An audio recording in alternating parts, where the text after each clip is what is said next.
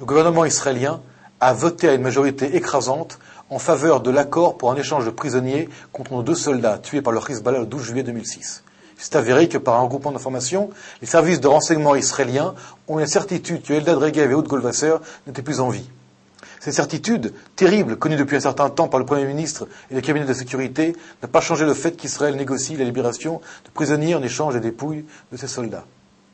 Pour la société israélienne, les soldats qu'on appelle les fils ou les enfants d'Israël n'ont pas de prix. Portant l'uniforme de Tzahal, défendant le pays durant le service obligatoire ou les périodes de réserve, ces femmes et ces hommes deviennent en quelque sorte sacrés. Personne n'a le droit de kidnapper ou de faire prisonnier un soldat israélien. Et si c'est le cas, il faut tout faire pour le libérer, vivant ou mort. Pour Tzahal et pour le peuple israélien, un soldat aux mains de l'ennemi est le pire scénario envisageable.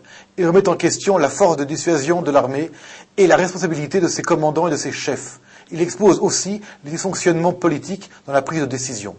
Dès qu'un soldat est kidnappé ou prisonnier, le compte à rebours commence. Chaque seconde, chaque minute, chaque jour, chaque mois est mentionné, rappelé, mémorisé pour que l'État d'Israël, qui dans ces moments-là est bien plus qu'un État, mais une communauté, une tribu, une famille à qui on a volé un enfant, que l'on n'oublie pas. Et si nous poursuivons dans cette logique, les membres de la tribu d'Israël feront tout pour amener mort ou vivant à la maison l'élément manquant. Il me semble difficile d'expliquer aux grandes nations de ce monde qu'au début des temps, il n'y avait ni pays ni État, mais des petits groupes devenant des tribus, se transformant en peuples au fil du temps. Israël, et c'est cela qui fait sa force, ce sont ces 12 tribus réunies en une seule, qui ne peuvent concevoir qu'on leur vole l'un des leurs.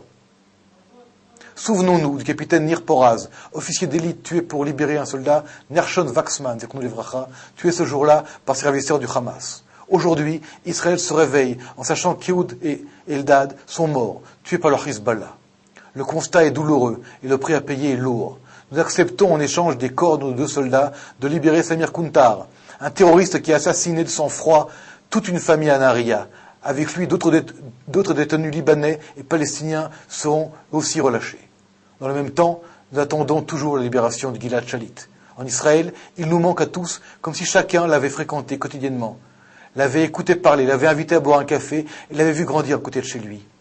Pour lui aussi, le prix sera cher. Des centaines de prisonniers, parmi lesquels des assassins, des criminels, seront libérés. Mais là aussi, la tribu ne peut plus attendre ou le faire attendre, lui, Gilad.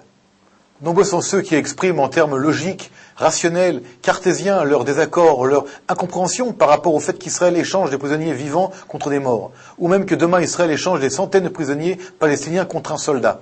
À cela, je pense que nous devons répondre que la force d'Israël est cette unité face à l'adversité qui le fait se transformer en tribu. Son chef dans ces moments-là n'est pas tel ou tel Premier ministre, mais c'est la tribu tout entière. Tous les Israéliens, dans leur grande majorité, acceptent le prix de l'échange et sont même à payer de leur propre vie s'il le faut pour récupérer l'un des leurs, aux mains de l'ennemi. À ceux qui craignent de voir dans l'avenir d'autres enlèvements qui malheureusement peuvent survenir, de nouveau, Israël devra payer un prix très cher. Chez nous, quand un manque à l'appel, c'est toute la nation qui souffre. Et lorsque, comme dans le cas d'Ehud et d'Eldad, ce ne seront que des dépouilles mortelles que nous recevrons, il y aura au moins le repos de l'âme et l'apaisement de toute une nation de leur offrir une sépulture juive en terre d'Israël. Ceci n'a pas de prix.